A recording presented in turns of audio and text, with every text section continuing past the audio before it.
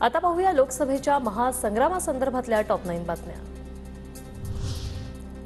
बारामती सुप्रिया विरुद्ध सुनेत्रा नव्हे तर मोदी विरुद्ध राहुल गांधी अशी लढाई, फडणवीसांचं इंदापूरमध्ये वक्तव्य। राज्यात 2.5 वर्ष वसुली सरकार होतं। इंदापूरमधील सभेतून फडणवीसांचा उद्धव ठाकरेंवर निशाणा, तर अजित पवार विकासासाठी भाजपसोबत आले, फडणवीसांचं वक्तव्य। 2.5 वर्षे सरकार चाललं, ज्या प्रकारची वसुली या सरकारच्या माध्यमातून चालली होती, महाराष्ट्राच्या इतिहासातील सर्वात मोठं वसुली सरकार 2.5 वर्ष त्या ठिकाणी आपल्याला पाहायला मिळालं।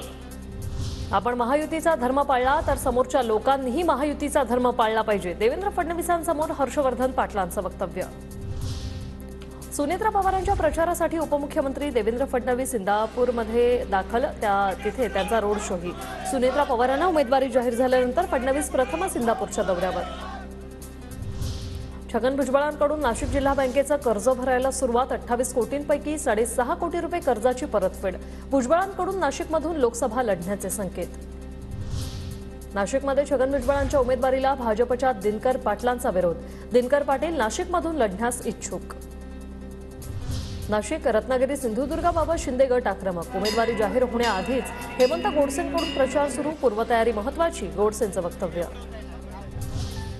अकोल्याचे भाजप खासदार व्हेंटिलेटरवर आहेत, निवडणुकीतच व्हेंटिलेटर काढतील, नाना पटोले यांचं खासदार संजय धोत्रे यांना उद्देशून वक्तव्य। पटोले एका खासदाराच्या मृत्यूची कामना करतात, हा असंवेदनशीलतेचा कहर असून पटोलेंनी माफी मागावी, फडणवीसांकडून ट्विट करत नाना पटोलेंवर निशाणा।